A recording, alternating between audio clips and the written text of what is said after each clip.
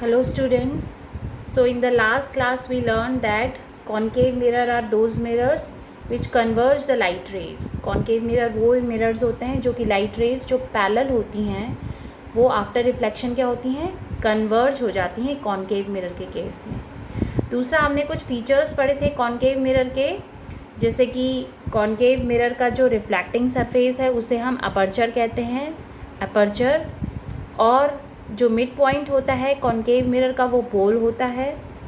इसके अलावा आपको सेंटर ऑफ कर्वेचर भी देखने को मिलता है इधर, सेंटर ऑफ कर्वेचर, और फोकस भी, प्रिंसिपल फोकस जिसे कहते हैं, और सेंटर ऑफ कर्वेचर से पोल की डिस्टेंस को हम रेडियस ऑफ कर्वेचर कहते हैं. फोकस से पोल की डिस्टेंस को हम लोग फोकल लेंथ भी कहते हैं. और एक इम्पॉर्टेंट रिलेशन आपने देखी थी रेडियस ऑफ कर्वेचर और फोकस के बीच में, वो ये थी कि रेडियस ऑफ कर्वेचर हमेशा क्या होता है, टॉइस फोकस का. जैसे कि आप डायग्राम में भी देख पा रहे हो इधर इस मिरर डायग्राम में कि ये जो रेडियस ऑफ कर्वेचर ये क्या है, फोकल लेंथ का डबल है, टॉइस है. और we can say that focus is half of radius of curvature. ये भी इम्पॉर्टेंट रिलेशन आपने देखा था और ये न्यूमेरिकल्स को सॉल्व करने में रिलेशन यूज़ होगी. इसके बाद अब हम जब कॉन्केव मिरर में इमेज फॉर्मेशन करेंगे तो उससे पहले हम ये देखेंगे कि जो लाइट रे जो कॉन्केव मिरर में फॉल होती है वो किन किन पर्टिकुलर पाथ से होके रिफ्लेक्ट होके वापस जाती है. उसके लिए हमें रूल्स पता होने चाहिए, तो हम रूल्स को देखेंगे. तो जो मैं ड्रॉ करूँगी बच्चे उसको बिल्कुल फॉलो करें.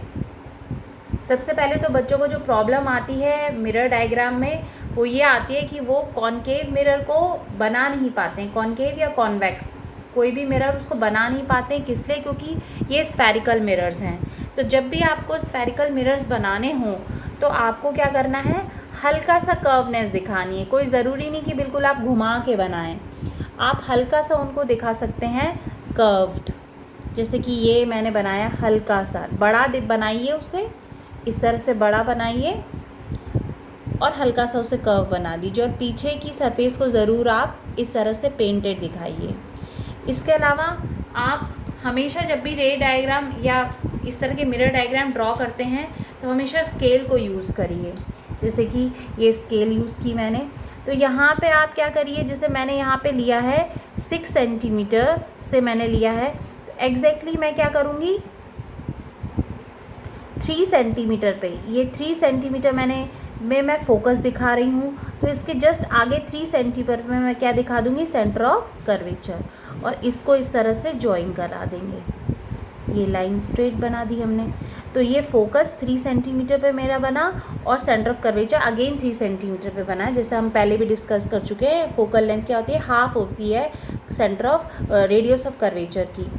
तो इस तरह से हमने जब ये ड्रॉ कर दिया तो हम रूल्स देखेंगे कि रूल्स क्या क्या फॉलो करती है लाइट रे. अगर मान लीजिए लाइट रे क्या है, पैरेलल है प्रिंसिपल एक्सिस की, ये मान लीजिए पैरेलल बनाई लाइट रे, पैरेलल है लाइट रे प्रिंसिपल एक्सिस के, तो जब लाइट रे इससे स्ट्राइक करेगी तो रिफ्लेक्शन के बाद कहाँ से होके जाएगी, हमेशा फोकस से होके जाएगी. डायरेक्शन भी शो कर दीजिए. तो light ray which falls on which is parallel to principal axis, after reflection it passes through the focus of the concave mirror. तो ये पहला रूल है. फर्स्ट रूल क्या है आपका, फर्स्ट रूल ये है कि लाइट रे पैरेलल टू, ये पैरेलल को मैंने शॉर्ट में इंडिकेट कर दिया, आप पूरा लिखिएगा, light ray parallel to principal axis after reflection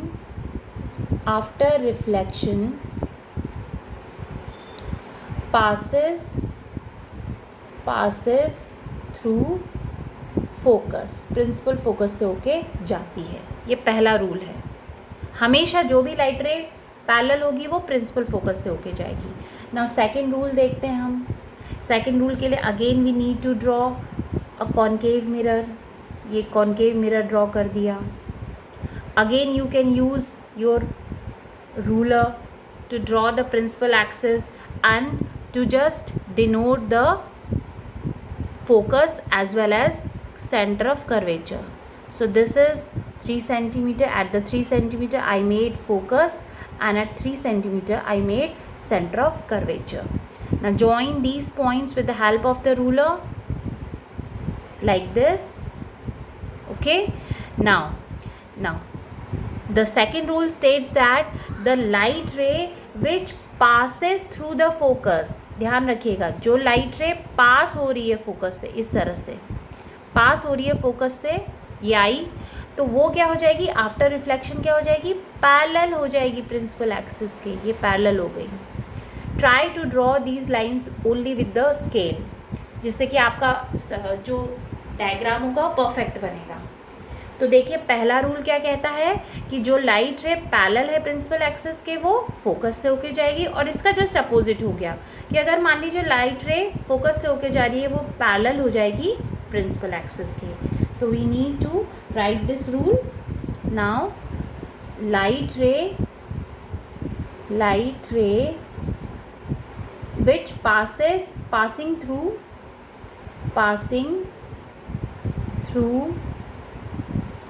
focus becomes parallel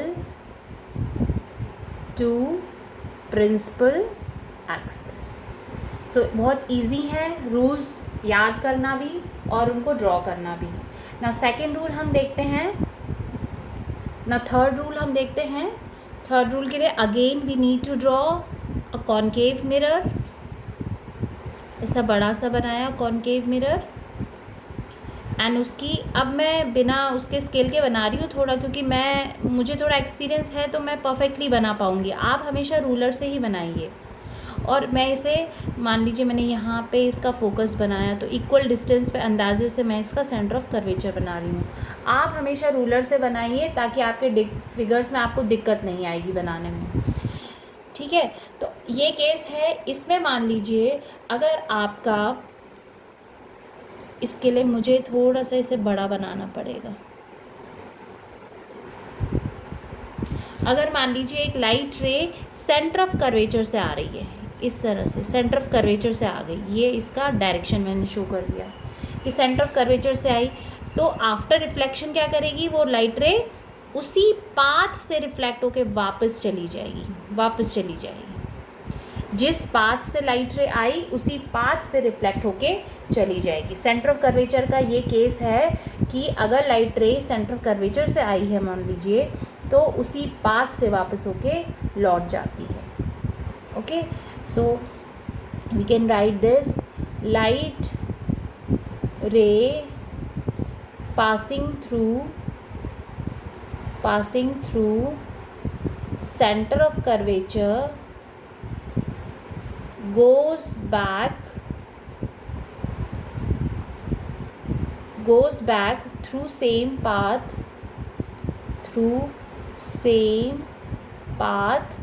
after reflection. Okay, and इसके बाद जो लास्ट रूल है, fourth rule, again we need to draw mirror, concave mirror, principal axis, focus, centre of curvature, pole. Now अगर एक light रे obliquely fall हो रही है पोल पे, ये पोल पे फॉल हुई, तो एक एंगल पे पोल पे फॉल हो रही है ना. तो जितने एंगल पे ये लाइट रे फॉल हुई उतने ही एंगल पे ये रिफ्लेक्ट बैक हो जाएगी,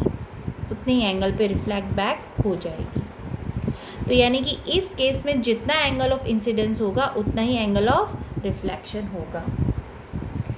ओके, सो इसमें लिख सकते हैं, if a light ray falling on pole has angle of reflection equal to angle of incidence. सो हम अगेन चारों रूल्स को रिवाइज करेंगे। चारों रूल्स हमारे क्या थे? हमारे चारों रूल्स ये थे कि पहला जो रूल था वो ये था कि जो लाइट रे प्रिंसिपल एक्सिस के पैरेलल होती है वो आफ्टर रिफ्लेक्शन फोकस से होके जाती है। दूसरा रूल ये था कि जो लाइट रे फोकस से होके जाती है वो पैरेलल हो जाती है प्रिंसिपल एक्सिस के। और जो इसके बाद जो थर्ड रूल था वो ये था कि जो लाइट रे सेंटर ऑफ कर्वेचर से जाती है उसी पाथ से एज इट इज़ वापस आ जाती है। और चौथा रूल ये था कि जो लाइट रे पोल पे फॉल होती है, जितने एंगल ऑफ इंसिडेंस में वो फॉल हो रही है उतना ही एंगल ऑफ रिफ्लेक्शन से वो होके रिफ्लेक्ट होके वापस चली जाती है। तो ये 4 रूल्स थे, बहुत इंपॉर्टेंट है बिकॉज इन्हीं के बेस पे आप अब इमेज फॉर्म करोगे।